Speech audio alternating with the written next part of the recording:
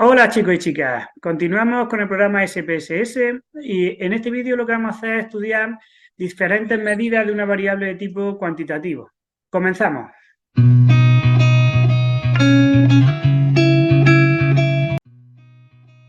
Bien, como podemos ver ya tenemos abierto el SPSS y tenemos cargados unos datos, ¿de acuerdo?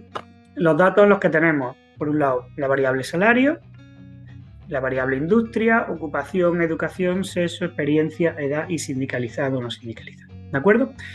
Bien, como podemos ver, la variable salario es una variable de tipo cuantitativo y lo que vamos a hacer es estudiar unas cuantas medidas estadísticas de esa variable salario. Primero lo haremos sin distinguir casos y luego lo haremos distinguiendo casos. ¿De acuerdo? Bien, comenzamos a estudiar algunas medidas de salario. A eso nos vamos a analizar estadísticos descriptivos y damos descriptivos.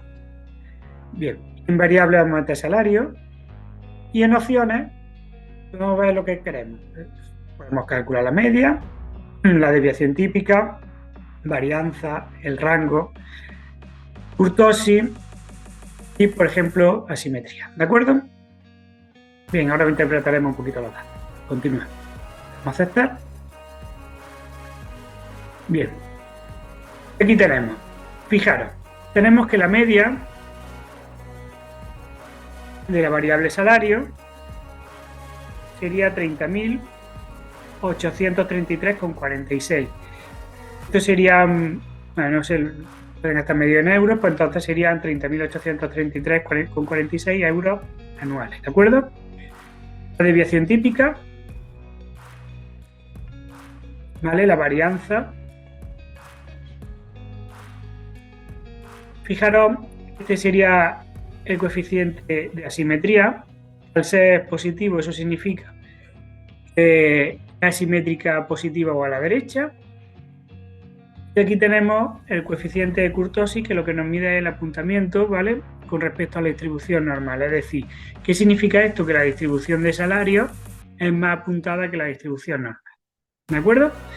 Bien, además fijaros, aquí en todo el resumen nos dan el número total de datos, serían 100, ¿vale?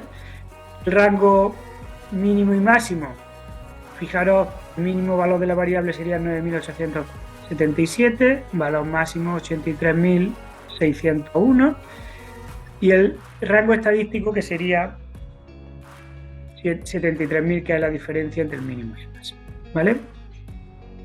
Bien, vamos ahora a estudiar el salario, pero lo vamos a estudiar en función de los distintos grupos, es decir, vamos a estudiar el salario, pero en función de si es hombre o si es mujer y los vamos a comparar, ¿de acuerdo? Bien, para analizar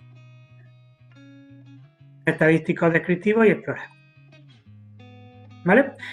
Bien, en la variable dependiente, la lista de variables dependientes, vamos a meter salario y en los factores vamos a meter sexo. ¿Vale? En los gráficos, fijaros, tenemos detalle de hoja, histograma, en fin, esto lo vamos a dejar lo que tenemos. Los estadísticos, aquí podemos tener las percentiles, descriptivos, en fin. Luego ya veremos cómo se trabaja con los... Le vamos a dar a aceptar. Bien, fijaros una cosilla. Aquí ya los separamos. Por un lado tenemos las mujeres, por otro lado tenemos los varones. ¿De acuerdo? Fijaros, tenemos que la media de las mujeres, es decir, salario medio de las mujeres serían 24.451,51 euros. La media de los hombres serían 36.492,92.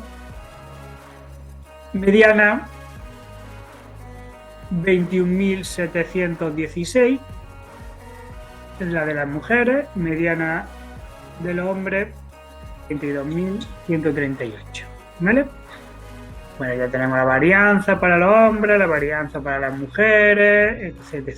Bien, fijaros que si quisiéramos comparar cuál de las dos distribuciones, por ejemplo, la de hombres o mujeres, es más asimétrica, fijaros que el coeficiente de asimetría de las mujeres es 2,481, el coeficiente de asimetría de los hombres es 0,830.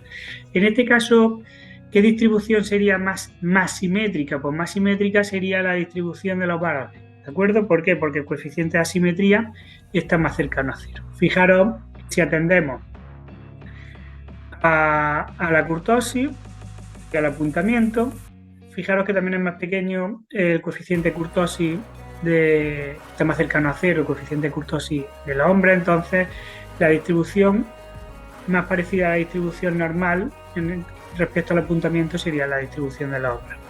Bien. Fijaros además, si bajamos para abajo, aparecen los gráficos de tallo y hoja, y aquí tenemos